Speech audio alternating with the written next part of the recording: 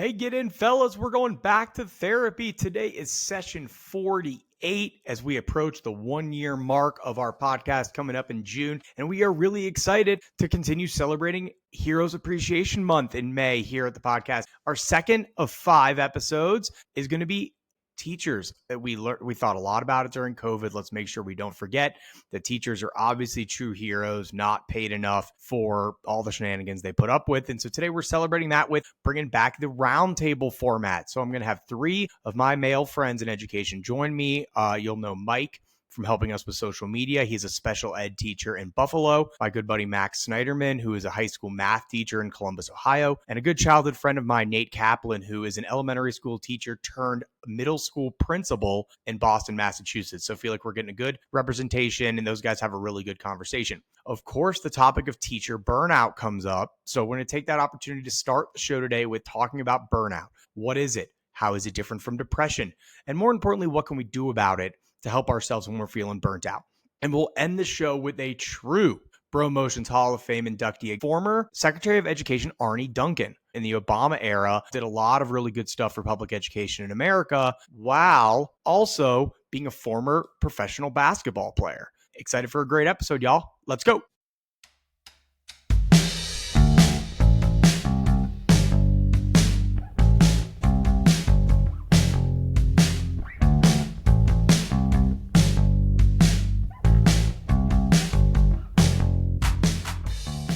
All right, fellas, we're talking about something to start the show this week that sneaks up on way too many of us. Whether you're grinding at work, juggling family chaos, just trying to keep your head above water, and that's burnout. We've all heard the term, but let's cut the BS. Let's talk about what it actually feels like, and more importantly, how we can start climbing our way out of it. So what is it? It's not just being tired after a long day. It's when you're totally emotionally, physically, and mentally just drained.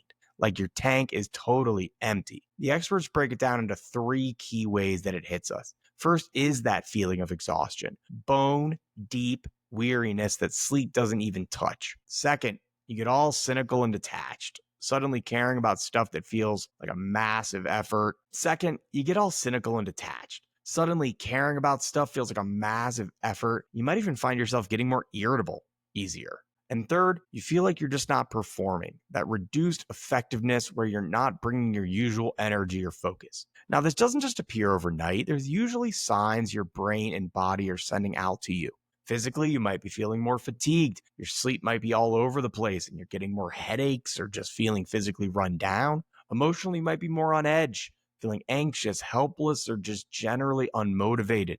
And behaviorally, you might be isolating yourself, putting things off constantly, or maybe even turning to less than healthy ways to cope. Sound familiar, anybody? We got to be honest with ourselves and spot these signs, not just in ourselves, but also in the guys around us, our friends, our families, and yeah, those teachers that we talk about today who are putting in serious work for our kids. So what do we do when these feelings of burnout start creeping in? Guys, it's not just a quick fix. It's about making some real sustainable change. So here's the deal. First, we've got to take care of ourselves. And I know that sounds so basic, but again, this is about basic maintenance. Therapy, self-care, all those terms you hear are about making sure we can perform our best every day. So ask yourself these questions. Are you sleeping enough? Are you eating decent food? You're moving your body even a little bit. These types of things make a huge difference in how you can feel mentally. And don't knock taking a few minutes to just breathe and be present. It can really, really calm things down. Second is we got to learn to set boundaries. No, and this can be tough, especially for guys who want to be available, who want to show they can handle anything, who want to be up for a promotion at work. Learning to say no to extra commitments and protecting your personal time is crucial, not just for burning out, but to set a good example for other people in your life. And most importantly, yourself, guys. It is okay to unplug and recharge when we need it. And most seriously, reach out for support. Talk to your friends, your partner, your family, because just voicing what's going on in our lives like this can lift a huge weight, especially if you're talking about work. I like to tell people, if you're feeling this, then there's no way you're the only person feeling it at your office. And so just try and talk to your work friends and just name it. I'd imagine you'll receive good feedback in terms of other people feeling similarly if you are. Most importantly, if you're struggling that bad, if this stuff isn't working, make sure you get some professional help, right? Therapist, counselor. It's not a sign of weakness. It's going to allow you to hang tough and show resilience in terms of performing at your best. When you're feeling burnt out, what I ask people to do is take a step back and reevaluate what's important. We'll take time to look at our values, our ethics, our morals, because when you're feeling burnt out, everything starts to feel urgent. When you're overwhelmed like that, feeling helpless, it's urgent until you totally shut down. So take a minute, think about what your real priorities are. And it might require cutting out some of the noise, some of those things that don't really serve us anymore, because we need to make a conscious effort to detach. When you're not on, find healthy ways to switch off mentally. We can feel our emotions, we can feel those things. And also, when work is starting to bleed into our personal life, we need to practice separating and being mindful. So, what could some examples of this be? It's a new hobby, finding new ways to be social, getting outdoors, and just doing things and retapping into things we genuinely enjoy. Because at the core here, burnout is about reconnecting with why you do what you do. All right. Even when things feel tough, remembering our purpose, the reason we got into this career, as we'll hear about with the teachers later, can help us fight that cynical feeling. And if you're feeling totally disconnected, exploring things outside of your main stressors can give you a sense of accomplishment, learning something, building something, reaching out to a friend. Any of those things are healthy ways for us to deal with stress to help us feel better. All right. So, fellas, dealing with burnout is a process. We got to be patient with ourselves, make your well being a priority, and don't hesitate to lean on your support network. Recognizing the signs and taking action is key for people who want to show up as their best self every day. And we're going to hear about that from our teachers here in a second. So, speaking of those dedicated teachers, in our upcoming interview, you hear from a great group of male educators. Just want to give everybody a heads up. We had a few technical difficulties. You know how it can be. Turned out okay, but I want to thank Nate in particular, who had a lot of issues, for hanging tough with us and showing a good attitude around it. So stick around, guys. We'll not want to miss this very real conversation. We'll be back right after the break.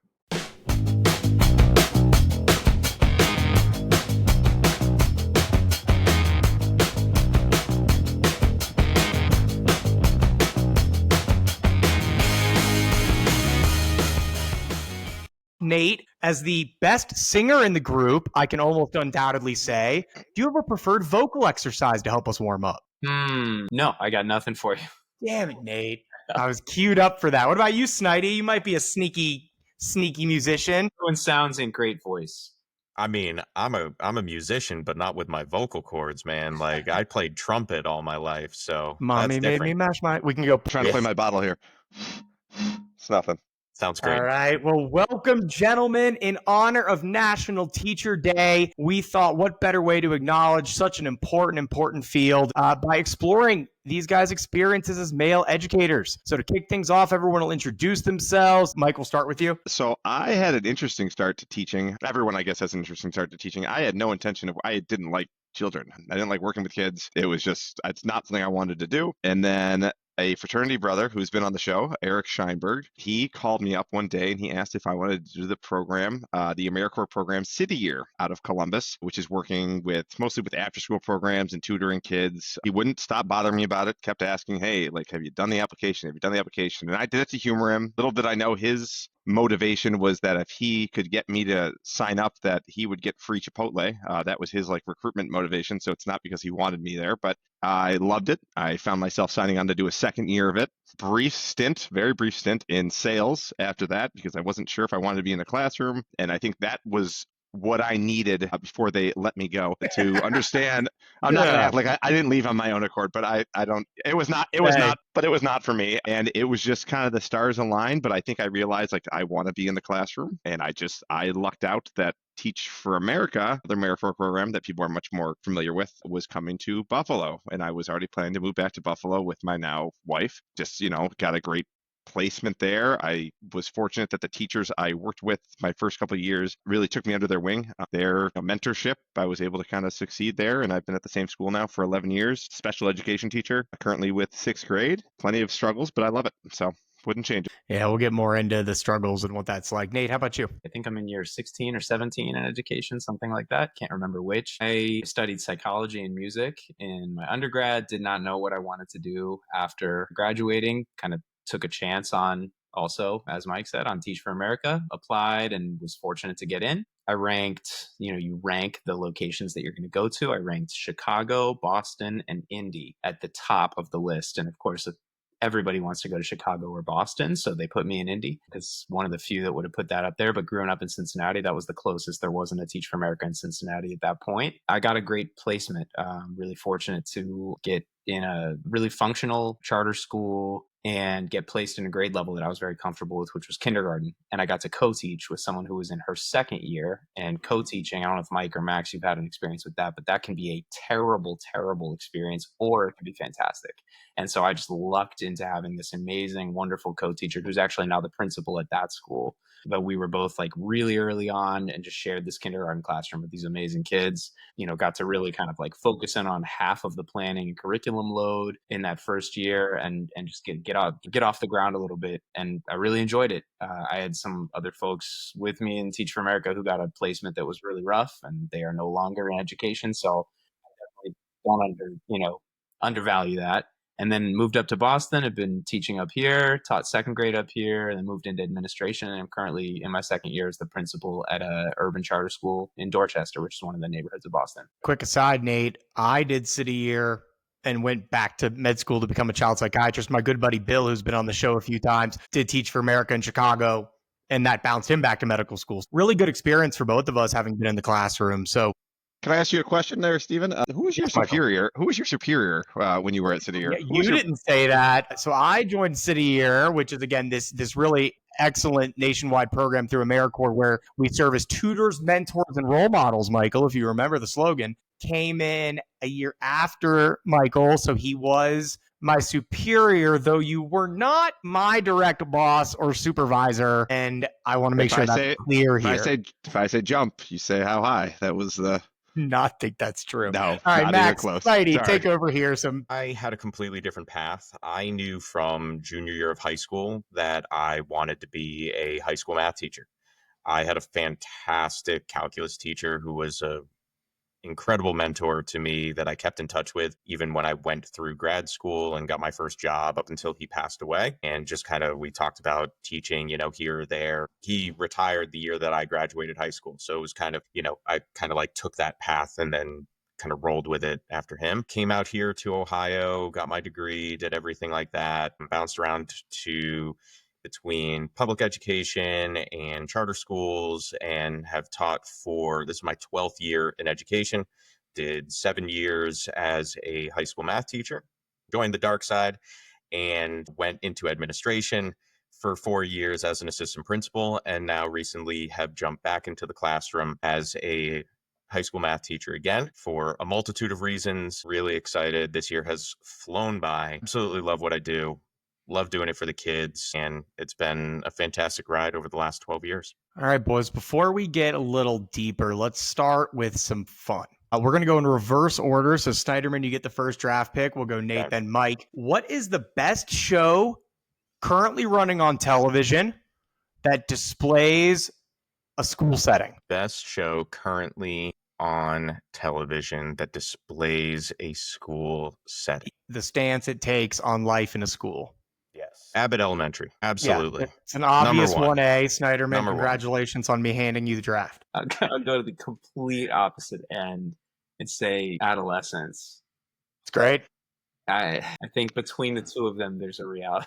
Yeah, for those of you who haven't seen Adolescence, it's pretty fucked up. Yeah, extreme. That's the best way to summarize it. Go help yourself otherwise. It a few days ago, and it's sitting in the old noodle. Man, yeah. Michael. I'm going to go completely different in looking at the child's mindset, and I'm going to use South Park as the children of South Park, because jokes aside, like the way they interact, the way they talk, I'm just like, you know what? Like that's the mind, not completely, obviously, it's a little far-fetched there, but that is how kids sometimes will interact and take jabs at each other and talk to each other, and understanding that dynamic between kids that kind of, is what makes teaching somewhat difficult, because there is that dynamic. Great. And this also gives me the chance to clean up in a totally different direction with Big Mouth, Nick Kroll's Netflix comedy about puberty and middle school as they enter high school. So we really did a nice job there, boys. What a well-rounded perspective. Let's get it going. Obviously, having men on today is no accident with the goal of our show of helping normalize, feelings and vulnerability in the male audience here. So teaching is really often seen as a predominantly female field. So what have your experiences been as you've looked to navigate that dynamic in your careers? That's a great question, Steve. And actually, I think it's great because we all have different perspectives of different grade levels as well. So, like for me being high school, it is relatively split pretty evenly, I feel like, for both male and female. At least all the places I've been, there hasn't been predominantly a female staff or a male staff. Like it's actually been pretty split in all the buildings that I've been in, which has been really nice because I've been able to develop relationships one way or the other and gain from everybody, which has been a big benefit. But I think from one thing that I've noticed at the high school level is that the relationships that the students end up having with myself as compared to like a female math teacher who might be next door to me are very different. Right. The way that they respond to me in maybe hostile situations is completely different. And female teachers come to me and say, hey, I'm having trouble. Like, can you come and help me out with this? I'm dealing with a student who's elevated or anything like that. Like, can you come in and kind of help this student out, specifically male students? That's kind of the dynamic that I've noticed over the last handful of years, especially as I've gotten older and I've developed more of that tenure within, certain buildings of like, hey, we need to bring Max in on something like this, or hey, Max, you need to run down the hall and go take care of this type of I think situation. your experience in the assistant principal role is often seen as like disciplinary, and so it probably also helped you with that Absolutely. assertiveness. What do you think? What do you try to tap into when you're in a situation like that? I mean, realistically, I try to go into like what is the root cause of what's going on and how can I de-escalate whatever is happening and come across as a way of like compassion as well. Like, yes, I'm going to handle the situation after the fact, whether there's discipline involved or not. But first of all, it's like we need to de-escalate things if it's a high leverage situation, and we need to figure out what is really going on at the root cause, and then we go from there. So swinging back on it, like the nickname that the kids ended up having for me was the Punisher because 95% of my job was discipline. I don't think that they would have the same moniker for somebody who was female in that same exact position, just based off of like the way that I had to carry myself and the way that I had to interact with kids was different. Especially now, it's completely different on how I handle kids now versus what I did the last 4 years. Max, that definitely resonates with me. So one of the midpoint stops along the way on my journey was the dean of students role, like kind of very much what Stephen was just referencing as far as like the disciplinarian. I mean, like literally the role is if the kids get, kicked out of class that they come to the dean of students office. And I did that for 4 years. I did it with the middle school level and then also with the elementary. There definitely is like there's like a presence to that you bring to that you don't necessarily bring to like all of the situations in a school. I certainly don't walk around with that presence now as the principal of the building. It would not come across well. Completely on the other end from what Max was talking about with his the building split, male female. I taught kindergarten, first and second grade when I was in the classroom, and those are obviously extremely female dominant grade levels. Very much a unicorn. If your child has a male kindergarten teacher, like everybody will like do a double take on that. Yeah. It was a very interesting experience. That people are going to like notice that you're in that position because it's very unique. It feels like maybe extra eyes on you initially, but I found it to be wonderful. I thought that was like that grade level worked for me. But my experience, definitely, I was all teams of women around me. That's been primarily my experience all the way through. I mean, that was in elementary school up through fifth grade. You were, especially at such a young age, right? 23, 24, 25 is really when we would hope young men start to shift their perspective on women and gain more respect, more understanding, more empathy. It's really interesting that at that time where a lot of men are learning hard lessons about those types of differences in dating, and who are really kind of inundated with the female perspective, which really is great for maturation. Yeah, I think it certainly was. And I mentioned my co-teacher earlier. I without question learned a ton from the educators around me all the way through, and the vast majority of them have been female. The executive director at my school currently, female. We work together extremely closely. Our leadership team is mostly female. Our staff, majority female. But yeah, no, it's definitely an interesting dynamic to navigate. A little bit different from the teacher perspective versus the admin perspective For also. sure. Nate, I was just thinking the same thing was like when you're the male principal of an elementary or mostly female staff, like you got to make sure you're aware of the fact that there's extra dynamics at play. And Max, I see you shaking your head because I'm sure you are aware of that. Like I've been a doctor on a unit with all female staff, and it's just like, oh, whoa, hold on, like make sure you're paying attention to that stuff because obviously women have had rough experiences with men. We can't shy away from that. It's the obvious truth. And so it's important to be mindful and especially you guys as such good examples of people who know that and embody it. So all three of you touched on like you're called upon more to be a disciplinarian and maybe that's not every male teacher's nature, right? Or every educator in their nature to be the punisher, the enforcer, whatever that logic would be. Do you think there's any other stereotypes about men in education? That we're all coaches. Like That you're all coaches. like that we all we have to coach a sport, right? Or if you're a social studies teacher, you're the football coach, right? Like there's, which I mean it does happen. Like it's all the time, but like that's the first thing that came into my mind is kids ask me, well, what sport are you coaching? I'm not. Other things come to your heads, guys. Starting in kindergarten, if you do the thought experiment of like you think about male kindergarten teacher who like the type of individual that might come into your head, probably not the most like masculine image, right? That comes to your head unless you're thinking about a kindergarten cop. But in reality, Shout out that's Arnold. not what but that's not what comes to mind. And I bring that up not because I like suffered from it. I don't think there were any like repercussions for me. I think it was like certainly surprising to people that I was like just a guy doing that job and like, caring for like 5-year-olds turning 6 all day long. And that's just what it is. And then on the weekend being like, at the bar to watch the UFC and like those two things can coexist. That's not, you wouldn't expect it. Revealing something of more like general masculinity, Yeah. that may kind of come as more of a surprise to people at times. Nate, and you're a father of 2 and young kids, but the expectation on men as a caretaker is low. And there's that stat about what percentage of men have changed a diaper, and it's jumped in one generation by like 50% or some shit. So I think, Nate, it's a logical, like, even for high school and middle school, it's like, oh, that's when dads get involved. When there's sports or when there's birds and the bees talks or whatever. But we set the stage for that stuff and in your relationship with your kid way earlier. Mike, what's your thoughts on anything that you've, encountered? You talk about the stereotypes, especially as you talked about what should men already know. I'm also dealing with female students who are starting to have their periods.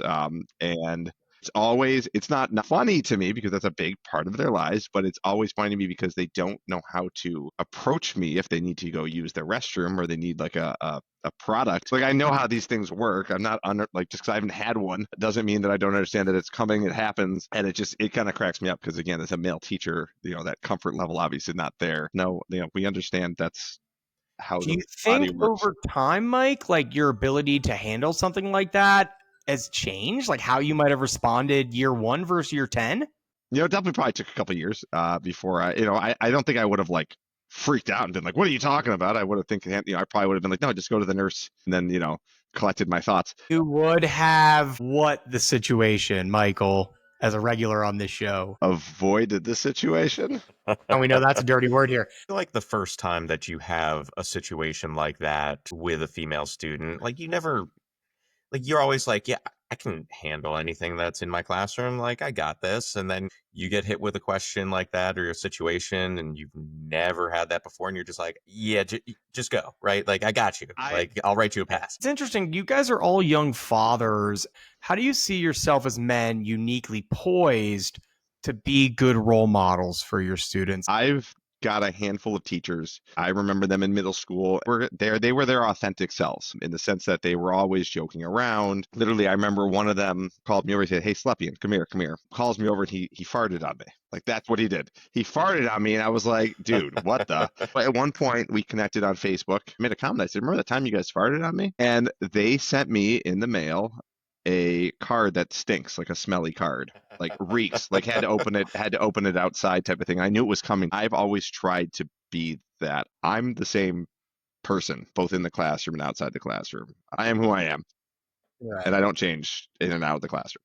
I think that's important, especially, at that age, Mike. You've got these sixth graders who are trying to figure out how to be authentic. So for you to not talk to them like they don't know what's going on or speak to them in a way that they're going to sniff inauthenticity. Dude, teenagers, look, kids smell bullshit all the time. So I think that's really cool, Mike, that you try to shoot straight with them and able to touch on some male teachers you had that did that and left that positive imprint on you. Everybody in a school is capable of being a strong role model for any kid, but it lands differently depending on the lines of difference that you might share or not share with different students. It's essential that kids see the adults around them, modeling great behavior, like farting on kids. Yes, totally. They need to see that from people who like look and sound like them. They need to see that from people who don't look and sound like them, because both are really important and really instructive in different ways. The presence as that white male that I want to be in the education space. I want kids to see me in the position of authority as a white male, being someone who interacts respectfully and appropriately and professionally with kids, with adults, with everybody, because it's important any way you slice it. That's such an important call. Like, Mike, I know you're in a Buffalo public school, predominantly Black school. We both did city year and that. And it really does. It changes the dynamic, Nate. And the fact that you see as the principal that you need to be fair and equitable, but also set an example that these kids can have faith in that perceived majority and their experiences as young Black kids, which often are colored with skepticism and negative experiences, rightly so, in a lot of situations. So I think that's really awesome, Nate. So in Central Ohio, I'm in a very diverse school as well. And a large majority of our population is African American or Nepali. And so we're dealing with a whole mixture of different types of kids and backgrounds and all of this. And I'm a straight white male coming in and having these conversations with kids about algebra and trigonometry. And most of the time, they've got so many other things going on that they don't want to listen to a single thing I'm talking about, right? I have a lot of seniors too. So I'm also trying to prepare them for life after high school. And we have kids who are going to go off to college. We have kids who are going to go into the workforce, going to go into the military, right? So like trying to prepare them for what that is going to look like. So I end up having a lot of real world conversations with those students of like, what do you actually want to do with your life? How can I help you attain that? And it's amazing and fantastic. And kids come back to me and they're like, oh my God, I actually used what you were talking about. Awesome. Great. But then I end up having these other, like Nate, what you were just saying about like when you have types of conflict with students who are of a different race as well, and how do you navigate that? I just had a student the other day, a senior African American male, and we were going over some stuff in class and kids were getting off topic or whatever. And I'm like, hey guys, we got to get back to work. And his comment was, we got to put this away or master's going to get mad.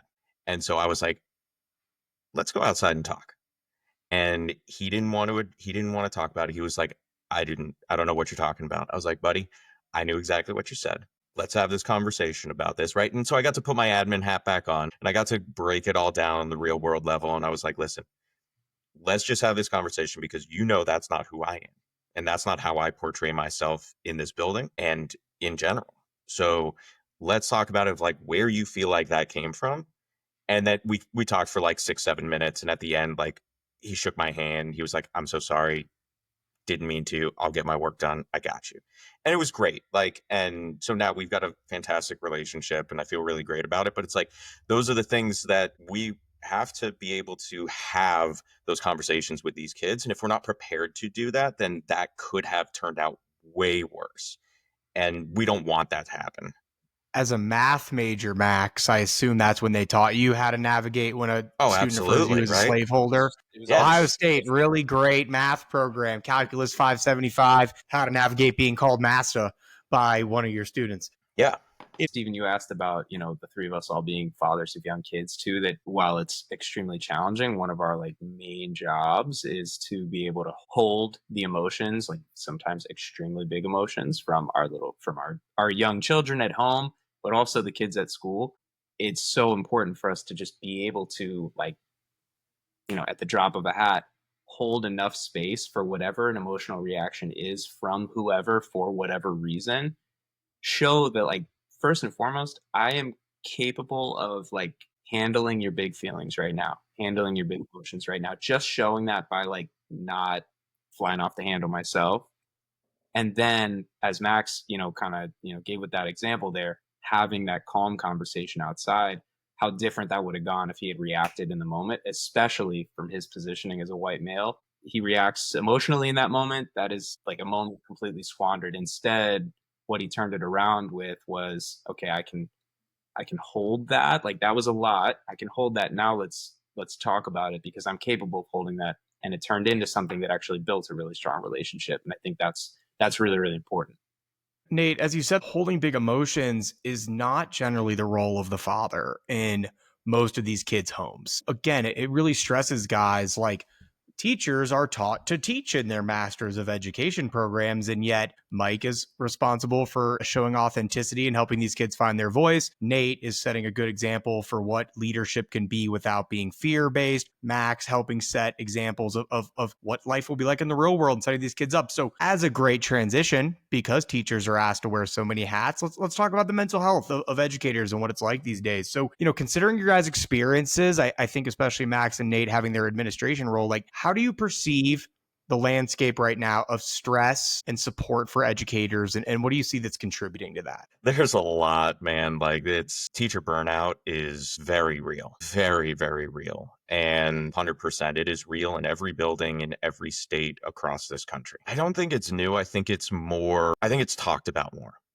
I think that people are more vocal about it. I think teachers feel more heard a little bit more on a national scale than they were, say, 10, 12 years ago. You heard it during COVID, right? Like there was all this praise for teachers and all this and all the things that they're doing. And then that kind of went by the wayside and teachers like, hey, this stuff is still going on, right? Like all these things that we're doing, like it's still going on. It wasn't just for a couple of years. We're still doing all of these things. And like it's starting to get out there a little bit more. And teacher shortage is a big thing. That's a real thing. So I just think that it's more prominent out in the world and teachers feel a little bit more heard. Now, what are we going to do about it is a whole different question, right? I do think it's exacerbated now for a few reasons. And it is absolutely not new. As Max said, that the teacher burnout is 100% real. And the reason for that is that teaching is extremely difficult. I was racked with the most anxiety as a classroom teacher. That was just my experience. I mean, you brought up COVID, Max. It's no secret that like kids were bottled up for a long time. Social skills didn't develop. Some really wacky patterns happened. Absenteeism is like a massive problem, and kids being in and out of their routine is not helpful. And we're well past the pandemic at this point, but educators do not feel that fully. Like, yeah, we're all back in the building. And what we're dealing with is this like aftershock of kids who had this stretch of years where they weren't interacting socially, they weren't playing outside, they weren't doing all of these things, on top of all the social media stuff, which I think we'll get into. But it's just a lot to handle. And I was just talking about like holding enough space for big feelings, for big emotions, for unexpected reactions. That is so hard. And as the teacher, you're responsible for doing that constantly with the group of kids in front of you. And that can be so taxing over the course of the day. There's just a lot more baggage that's being brought in. And you can't tell a kid to leave their bags at the door. That's just not how it works. If kids are bringing baggage with them, then we're all trying to go somewhere. So now we're just bringing all of everyone's baggage with us. And that is exhausting. Everybody think about all that baggage that the kids have, the teachers also have. Yeah. Teachers, especially younger teachers, have been influenced by social media, so they're all fucked, right? They've got little kids at home who went through COVID. They themselves went through COVID. Like, y'all aren't really paid enough for all those roles you're supposed to use. Mike, what's the perspective from up in Canada? Teaching virtually and stuff like that had its own difficulties with it. You weren't really teaching for a year and a half. You were putting the effort in, but kids weren't really learning, at least not enough students. There were a couple that would the work in, but otherwise not really. So you are still dealing with that huge gap when you were already kind of dealing with, we're a lower performing school. So we already had a gap. So that gap just got a whole lot bigger. But from a teacher's perspective, I think it's funny. I personally just started taking some anti-anxiety meds.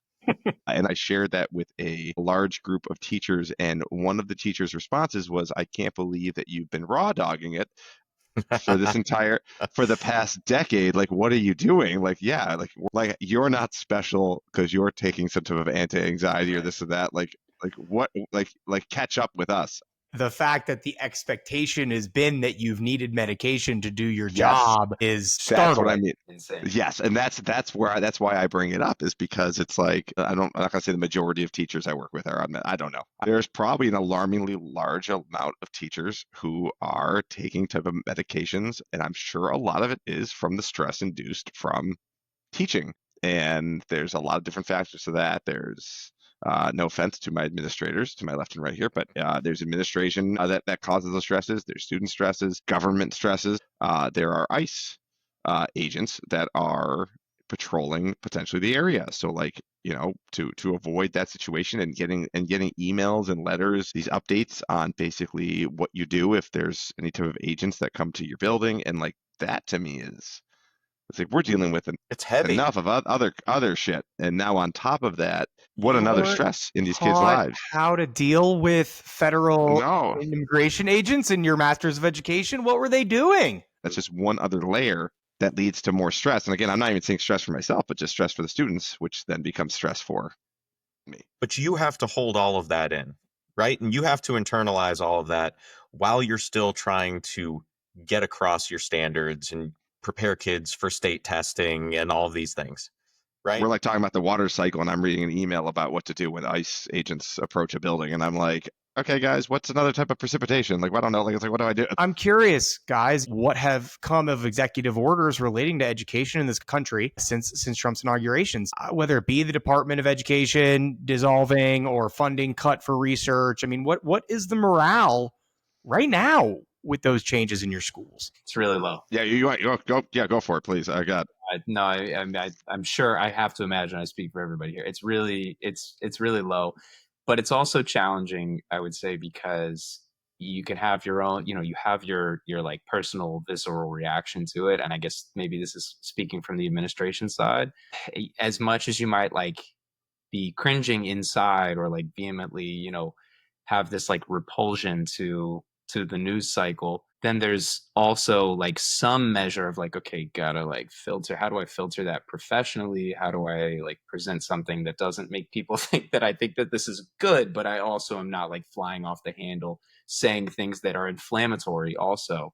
And I think that's true for teachers as well as administrators. But like that's just another level of like sort of personal like restraint on your like your thinking, your processing, like your emotional reactions that you just have to keep in, and that's just a lot more to hold on a daily basis. But like the frenzied texts, sudden announcements about budget cuts, and like we're texting, we're like, holy shit, what are we going to do about this? And then you come in the next day and it's like, okay, well, that isn't going to actually happen, or just, oh my God, that was exhausting. Now let's go do a day of school. Mike was saying, like, what's another type of precipitation? How do you just jump back in? It's just whiplash constantly. And then these sort of big looming things like the ICE stuff, which it's not something that like I thought I was going to need to like send the email that Mike read. That's not what any of us thought we were getting into. But I mean, you're right. Like morale is extremely low. I mean, you see it left and right. At least I know around here in Central Ohio, like there's budget cuts left and right. I mean, district down the road just like is letting go of 51 teachers. It's crazy. And the budget's continuing to go down and down and down over the next 5 years because funding like $32 million that they assumed was going to come in from a federal grant is now no longer going to be available. And that's on top of the 51 teachers that they just let go, right? So there's all of these things that it's like we already know that there's a teacher shortage. And now when these other things are coming down and it's like districts are having to pull out all of these stops and all of these measures in order to just try to stay afloat. And then the teachers, especially brand new teachers, right? Those year 1, year 2 teachers, those are the ones that are on the chopping block more than anything. And those are the ones that we need to keep and we need to invigorate and we need to get going because they're the ones that we need to just get into the buildings and sustain this moving forward over the next 10, 15 years. Not necessarily the ones like us who have been here for 10, 12, 15 years who we're committed to it. We got this. We need to get other people on board with it and not continue to push them out. And that's what I'm seeing a lot of right now is I'm seeing a lot of those new teachers who are just getting riffed and it sucks a lot. It does suck. That's really all I got. Is it does Yeah. suck. I can't imagine being a new teacher right now. I wouldn't want to stay. I'd be out. I'd be out immediately. I'm happy to be in a spot where I'm comfortable, where I don't have to necessarily be worried about being moved left and right around the building, but or around the district. But I can't imagine. I think it's really nice that you've all talked about that younger generation of teachers. I'm interested from everyone's perspective when Nate can get back from his computer troubles. He said he's working Yeah. on them. I'm sure keeping up with the trends of the youths is a pretty significant part of the job. Can you remember the initiation of a trend that the first time you heard blank and you were like, what in the fuck was that? I mean, I it need changes examples. every year. There's new trends. Every year there's new something with kids, right? Like a couple of years ago, there was the whole TikTok challenge of like whatever was going on and destroying bathrooms, right? Like those were the things I was dealing with. What are some thoughts on what's different about the challenges faced for today's, student compared to when we were that age? So I'm going to take the obvious one. I'm going to jump ahead here. Social media.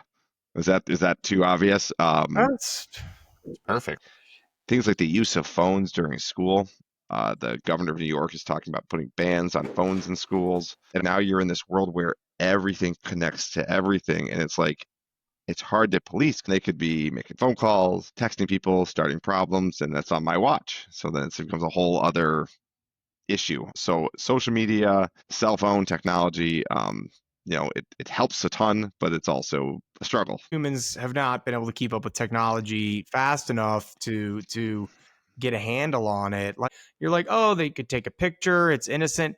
Dude, kids are taking videos of kids without their consent. They're posting things, and obviously we know about illicit content making its way around schools for older kids. Like it's tough and free will and the whatnot, dude. But I would be 100% for taking phones out of schools. I cannot imagine the pro con is on the pro side. And I agree with that wholeheartedly. I agree.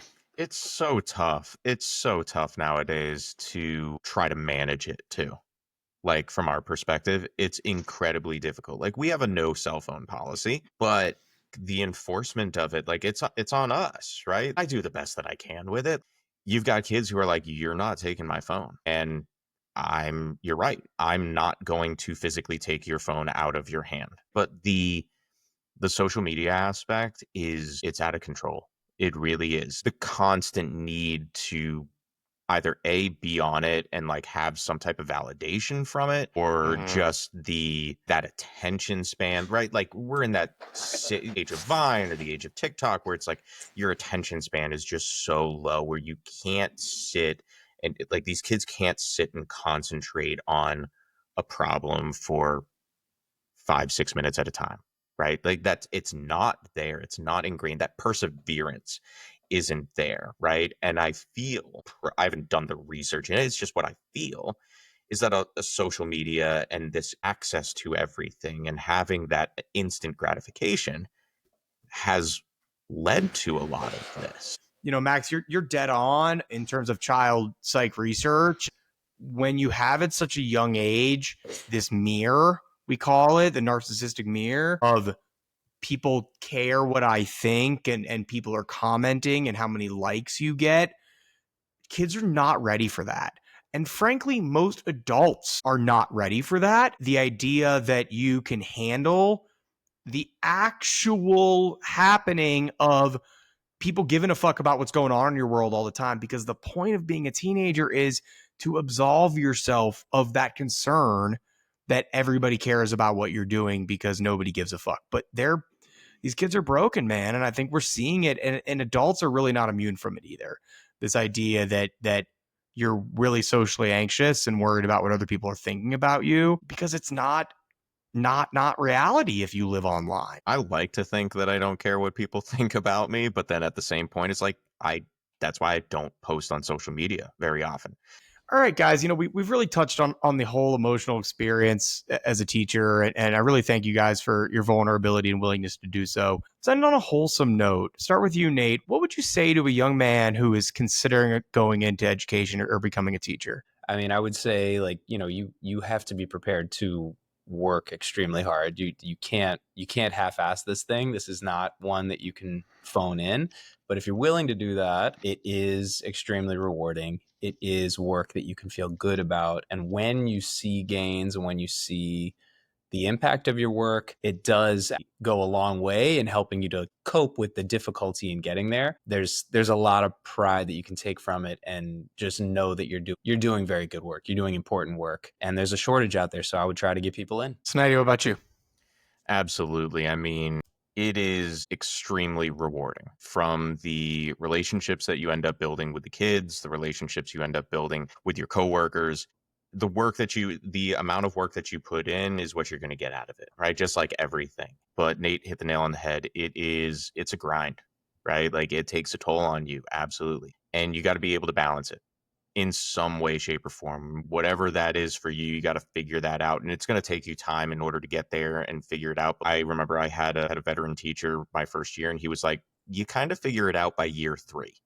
You figure out what you're doing, and you have a good idea of what's kind of going on and how to navigate what school is like and how to be a functioning teacher. I was like, okay, I think I can handle that. And he was right. By like year 3, I was like, oh, I can do this. I'm putting the work in, and it's a grind, like I said, but it's super rewarding. And then you get kids who come back to you years later, and they're like, I hated you when I was in there, but now thinking back, you were super fair, and I learned a lot, and you were really inspirational. And you end up getting like wedding invites from them, like I did not that long ago. And it's like super emotional when you get those feelings, and when you get a kid who asks you to like hand them their diploma at graduation, you didn't expect it, or things like that. It's like all these feelings and things built up, and you're like, this is why I do this, for these relationships and to build these kids up.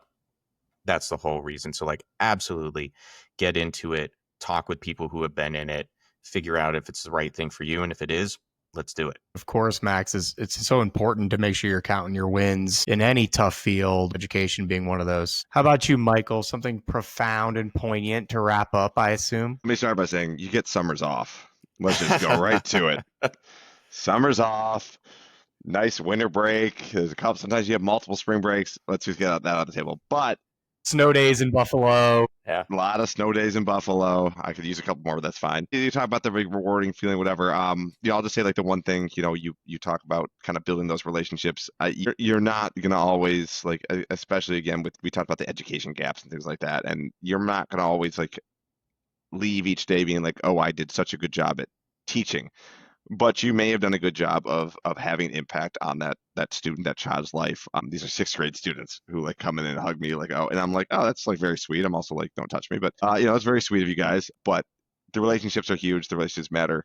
And then my last little piece, if you're able to, I know this is not like afforded to everyone, and everyone's situation is different. If you're not sure if education's for you, but you think it's something that you want to do, try to find an avenue that you can kind of ease your way in. Take advantage of programs like Teach for America. Take advantage of programs like City. So if you have those opportunities to kind of do that and see if it's for you, take advantage of those. Some people just know they want to be a teacher, but some are not sure. I'm one of those. I didn't know if I wanted to be a teacher, and I can't imagine doing anything else. Try to figure out what's the best way for you to get involved with it. Yeah, guys, thank you so much. And for really your honesty and vulnerability today. And Nate, for navigating technological difficulties. So much sorry. love, brother. So, our listeners, I hope this is what we try to do with the show. I want you going to bed tonight thinking about something that you did not expect to wake up this morning. And so to see the dedication, resilience, and unique contributions that you guys as men provide in education, and of course teachers at large. So make sure to take a moment this week and recognize and thank somebody who works in education at this point, because as these guys said, it's not easy, and they're certainly not doing it for the pay. And they're right, boys.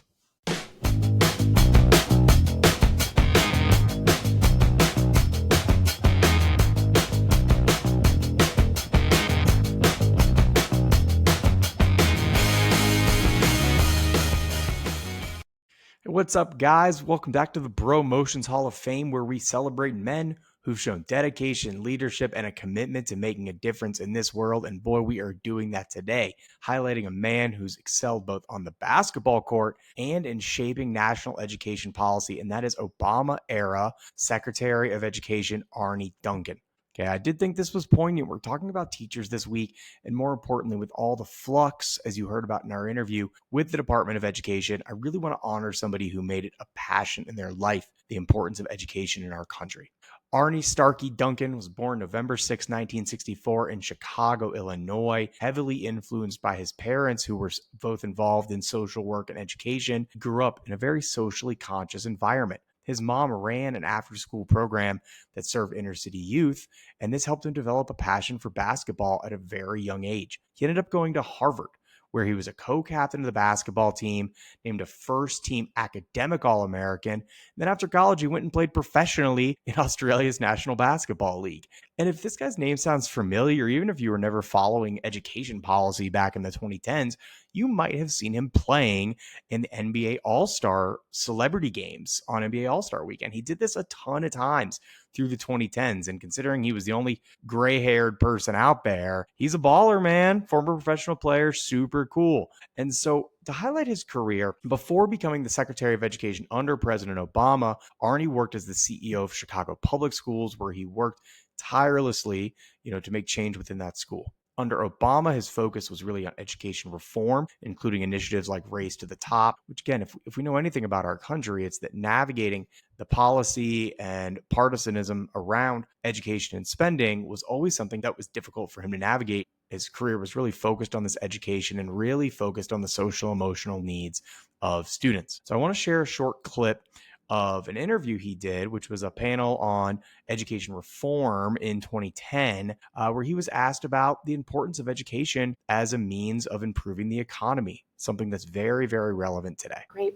I've got another question submitted online. This one's from Harold from Portland, Oregon. He says, what should be our response to people who claim that funding education, especially higher education, is just more big government? Isn't this one of those important initiatives that will help grow our economy and compete globally?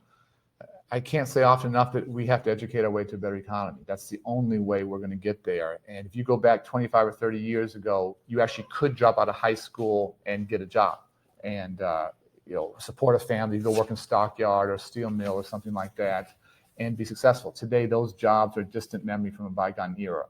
Students who drop out today from high school are basically condemned to poverty and social failure. There are no good jobs out there. So we have to work very, very hard. We have to invest in education. We have to invest in reform. If we don't do that, individual students don't have a chance to be successful. It hurts their families, it hurts their communities, it hurts their states, and ultimately hurts the country. And so this, I feel a real sense of economic imperative. I've said repeatedly, I think education is the civil rights issue of our generation. This is the dividing line between the haves and the have-nots today.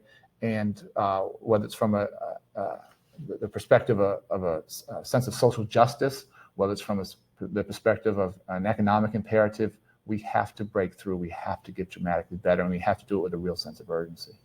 Thank you. And great thoughts there from Secretary Duncan that as it stands right now, right, we see this slashing of budgets to education in our country. You heard about it from all the teachers and how it's impacting teacher layoffs where there's already a teacher shortage. And guys, we're already outside the top 10 in education. So clearly shifting further away from it in the United States is not the way to go. We definitely do not agree with those changes that have been made so far. So thanks, Arne, for being such a good role model during the 2010s for men with a focus on education, and also that you can be a hooper in addition to, a cabinet member in this country. So we'll be back to wrap up the show in a different way right after this.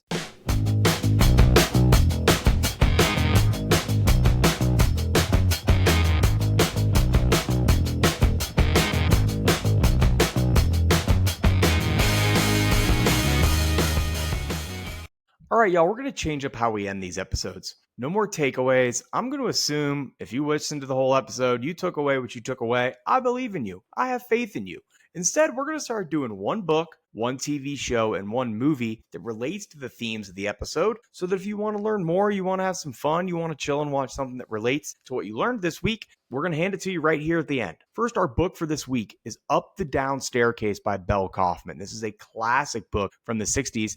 Offers a humorous and very poignant look at the challenges and rewards of teaching in an inner city high school through her eyes, the eyes of a young, idealistic teacher. Touches on the emotional toll and the dedication required to succeed in that profession. TV shows, you heard them from the boys during the interview. Of course, I'm going to mention Abbott Elementary, the #1 draft pick in our education setting TV shows we looked at earlier. This comedy series, it's on Hulu, ABC, provides a realistic and very sweet, heartwarming portrayal of teachers in an underfunded Philadelphia public school. Highlights their passion, resilience, all that stuff we heard from the guys during the interview is also really, really, really funny. In the movie, speaking about Burnout, if you have not seen this early 2000s classic Office Space starring Ron Livingston and Jennifer Aniston, it's a comedic take on the soul-crushing nature of some work environments and that feeling of burnout. But remember, guys, we are not a burn down your office podcast. If you know, you know. We'll end this week as we do and say, hey, everybody, let's take care of ourselves, look out for each other, and find ways to be kinder and gentler out in the world this week. We'll see you next week to focus on the mental health of police officers as we continue Heroes Appreciation Month.